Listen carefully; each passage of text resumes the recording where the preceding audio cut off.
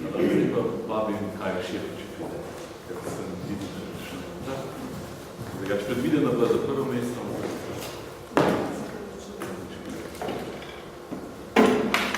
Človek pride v hišo, ne čakajo v zased. Ne moreš v to.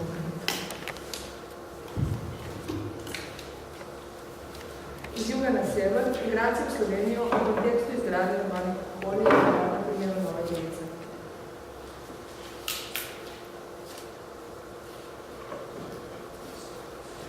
Liljana Š. se je rodila 1950 v Vojvodini. Pri 15 letih je šolanje nadaljevala izven domačega kraja in se kasneje zaposlila na jahtu v Beogradu. Danes živi Liljana Š. svojo družino na Cankarjevi ulici na blokovskem naselju v blokovskem predelu Nove Gorice. Z možem se je preselila v Novo Gorico leta 1975 in si tu ustvarila dom. Mirko, njen mož, je namreč tega leta dobil službo na carini in Liljani, takrat še njegovi punci, je bilo mesto takoj všeč. Citiram. Ko sem prvič prišla v Gorico, vozili smo se celo noč. Po tisti dolgi vožnji iz Beograda do Gorice z avtobusom je bila Gorica tako jasna, tako soncem obsijana, tako čista. Takoj se mi je zdelo lepo. Še danes, ko jo vidim tako čisto, obsijano, si rečem, tako je, kot kadar smo prišli prvič v Gorico. In sem se odločila, da bomo tukaj živeli. Jaz sem bila iz Beograda, iz tistega živžana. Delala sem na jahtu, na letališču, imela sem dobro službo. Odločila smo se, da greva na svoje.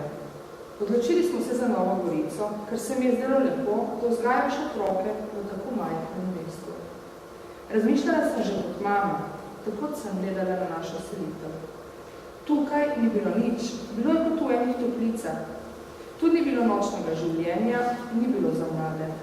Ni bilo isto, kar smo imeli mi tam, ampak ker sva se že odločala, ko bomo imela otroke, da bomo družina, nam je ustrezalo. Odločila sva se za Slovenijo, ker je to bila takrat Jugoslavija. Nisva se selila v drugo državo. Če bi se selila iz ekonomskih razlogov, bi šla v Nemčijo. Šla bi za gastarbeiterje. Zdelo se nam je fajn, da sva v Jugoslaviji, a vendar, da sva odmaknjena od staršev. Da si ustvarila svoj dom in zdelo se mi je, da Nova Gorica vse te pogoje izpolnjuje, pa hitro sva dobila stanovanje. Navezovanje stikov v novem okolju za Liljano in njenega moža ni predstavljalo nobenih težav, saj je, po njenih besedah, bilo mesto polno preseljenih ljudi iz drugih jugoslovanskih republik. Kot sama pove, v Novi Gorici ni bil nobeden domačin. Spet citiram. Prva prijateljstva so bila iz Cerine, kjer je delal mož. Tam so delali Srbi, Črnogorci, bili so iz cele Jugoslavije. Dokler se nisem zaposlila, nisem imela veliko stikov v domačini. Pravih Novogoričanov itak ni bilo. Tu so vsi prišli iz drugih vasi. Ob vikendih so odhajali domov. Nova Gorica je bila takrat prazna. Sprehajali smo se samo mi, ne Slovenci. Družili smo se, stanovali smo na carinskem bloku. 2 leti po rojstvu prvega otroka je Liljana Š. dobila službo na Gostolu, to so bile goriške strojne tovarne Livarne. Tu se je njen stik s slovenskim prebivalstvom vsekakor ojačal, vendar ne brez upoštevanja kulturnih nerazumevanj, ki so delno izhajale iz že vzpostavljenih stereotipnih podob, in sicer iz obeh strani. V Jugoslaviji je takrat veljalo, da so Slovenke bolj emancipirane, ker so delale in služile denar. Ko sem prišla v Gorico, so vse ženske delale. Imele so svoj avto in same hodile na žure. Moja sodelovka je začela delati pri 15 na Gostolu. Je imela avto, sezidala si je hišo, ampak o stvareh zunaj Gorice ni vedela nič. Niti jo ni zanimalo. Ko sem prišla iz Beograda, sem s sabo imela vse svoje obleke. V Beogradu smo se lepo oblačili, imeli in sprehajali, hodili smo ven. V Gorici nisem imela kam iti. Mojih oblek nisem mogla nositi, ker so bile preveč za Gorico. Enkrat sem se lepo oblekla za službo in sem imela črne nogavice, ker so pristajale na obleko.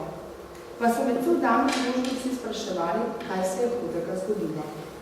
Najprej nisem razumela, potem sem ugotovila, da barvane najbolje tudi nosijo.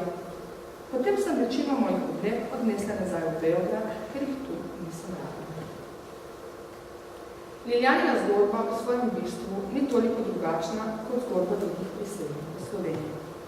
Preseljena v sredini 70-ih, v času ekonomskega buma, ko so ljudje zlahka dobivali delo in se selili znotraj države, si v novem okolju ustvarila družino, imela lasten del dohodka in oblikovala svoj krog prijateljev.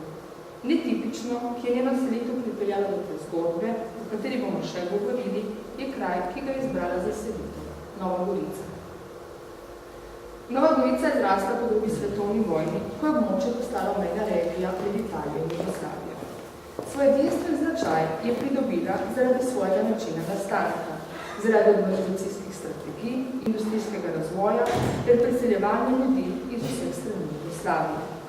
Po podpisu Pariške mirovne pogodbe leta 1947 je goriško območje potrebovalo nov administrativni center, zato so se odločili, da bo jim ustanovili in začeli graditi novo mesto.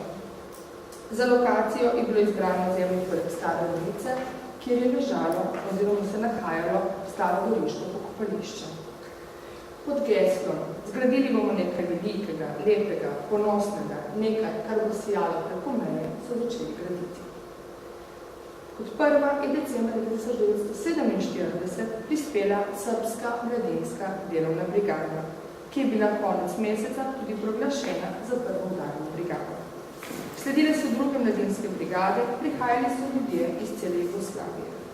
Po začetni gradnji tako imenovanih ruskih blokov na sedanji Kepričevi ulici je bila urbanistična zasnova mesta spremenjena in iz svetlega mesta so začele nastajati veliki bloki z malimi stanovanji, gradnje pa so se podrejale različne političnimi tendencami. Iz velike magistrale v centru mesta je nastala cesta s parkirišči. Mali trg na sredini nakupovalnega centra pa je prevzel vlogo mestnega jedra. Torej je Nova Gorica že po definiciji svojega nastanka bila mesto priseljencev. Ljudi, ki so se v času razcveta Jugoslavije selili v tako imenovano mesto Vrtnic, kjer jih je čakala dobro plačana služba in materialne ugodnosti, ki jih je seveda ponujalo sosednja država oziroma sosednje mesto. Pomenila je zaradi svojega nastanka tudi nov začetek. Ljudje so se selili iz okoliških hribov, iz drugih mestnih središč in zaradi velikega povpraševanja po delovski sili iz drugih republik Jugoslavije. Prvi povojni priseljenci so bili državni uradniki, uslužbenci, učitelji, zdravniki, gradbeni delavci, ki so oblikovali nastajajoče mesto. Iz območja celotne Jugoslavije so prihajali vojaki JLA, ki so nadzorovali obmejni prostor, cariniki ter predvsem delavci na jugoslovanskih železnicah. Prve velike migracije beležimo v 70-ih, ko so v mesto prihajali polni avtobusi delavcev iz cele Jugoslavije. Mladi so novačili kar na zavodih za zaposlovanje, kar doma ni bilo dela in prihajali so cele vasi, generacije mladih. Za njimi so prihajali drugi, iz istih koncev, predvsem tudi iz istih družin. V obdobju tako imenovanih industrijskih migracij so po podatkih intervjujencev, v Novi Gorici predvsem prednjačili prebivalci Vranjaka. Citiram, Vranjak je bil kompletamente cela vas tukaj. Iz Modriča, iz Kafina. Samo iz Kraljeva so na bivša vozila prišli delati 3-4 avtobusi. Delavce so pobirali pred takratnih zavodov za zaposlovanje, v Novo Gorico pa so prihajale cele generacije, cele vasi mladih fantov. V času vojne si jih je veliko vrnilo, a veliko jih je tudi ostalo. Razširjeno mnenje, da so priseljenci v Slovenijo prihajali na začasno delo in da jih je večina doma gradila hišo in razmišljala o kasnejši vrnitvi domov, ni vedno točna.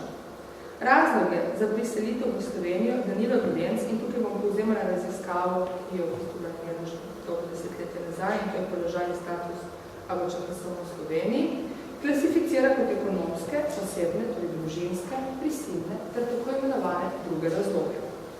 Najštevilčnejši so bili ekonomski migranti, ki so v selitvi videli možnost za izboljšanje svojega ekonomskega položaja in priložnost za socialni napredek družine. Ekonomskim migrantom so sledile družine, ki so vštete v družinske migracije. Vzroki zaselitve so raznoliki in odvisni predvsem od posameznikovih okoliščin.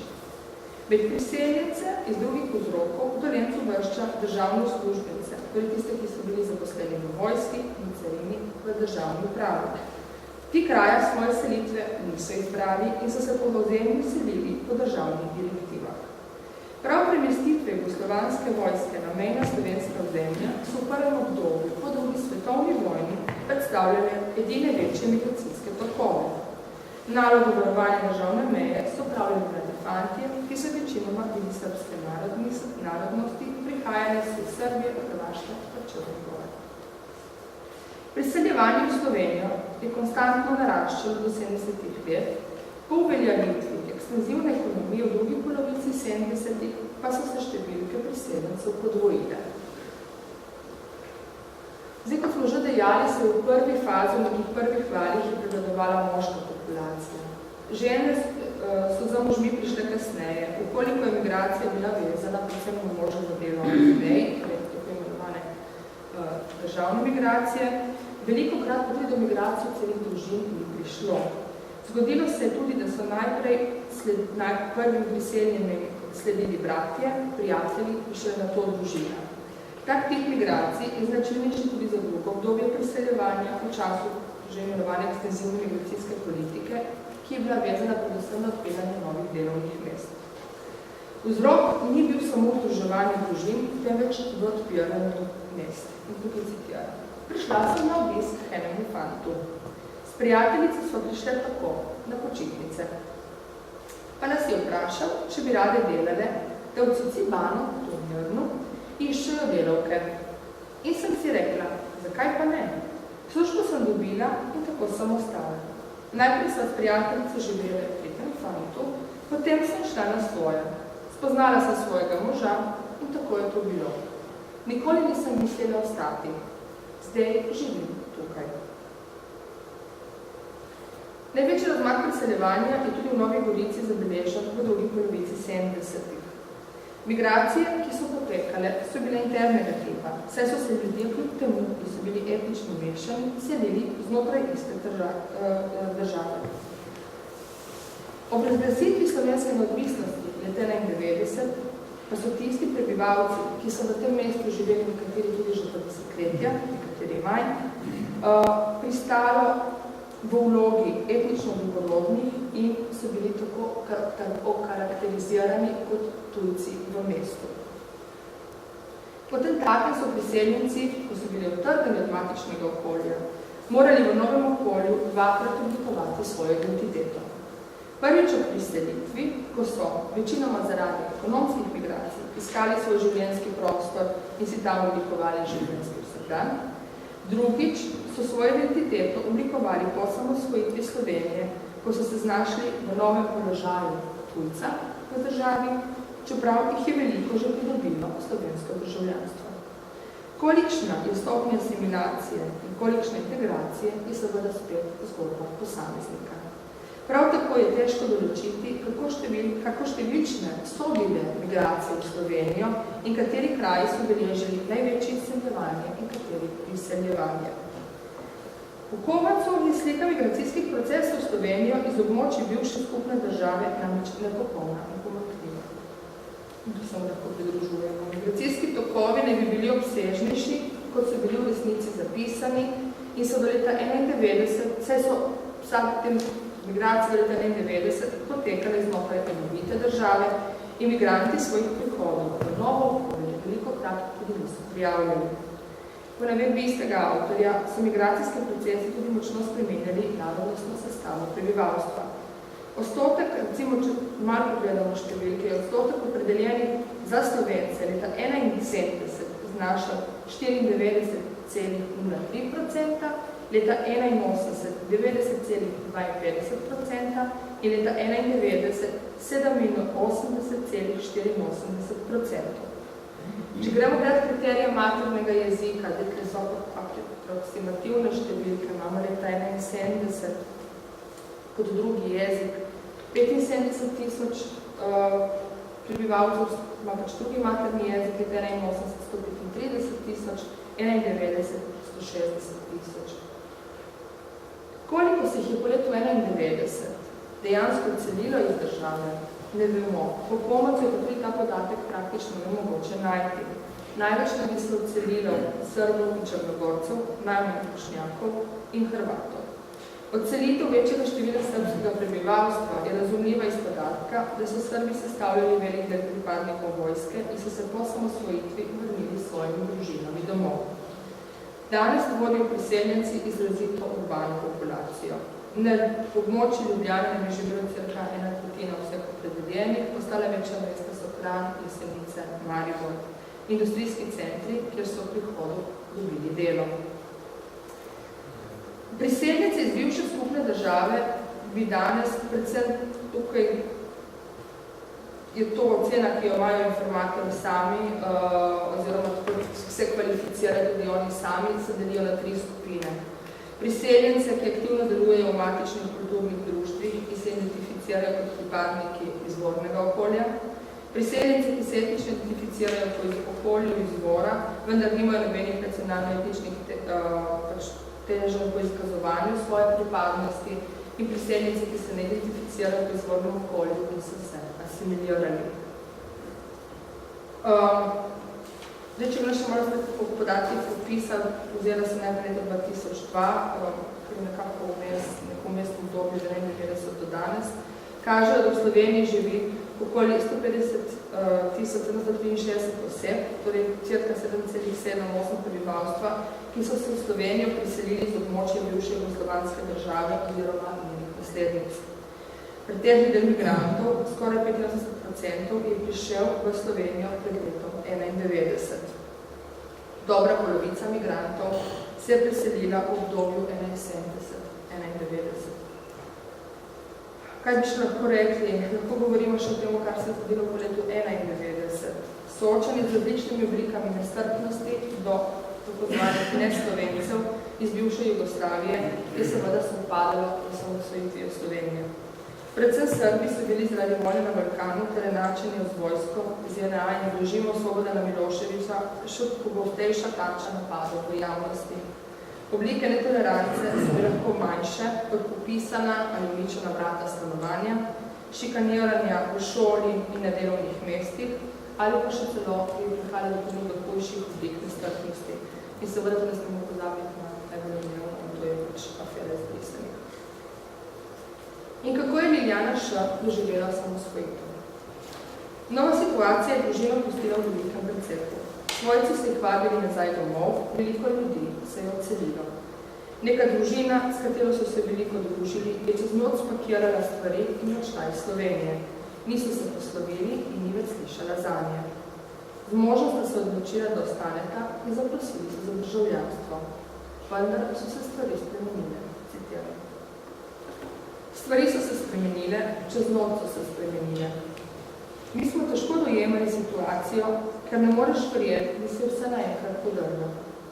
Ostali smo brez države, bili smo prisiljeni zaprositi za državljanstvo.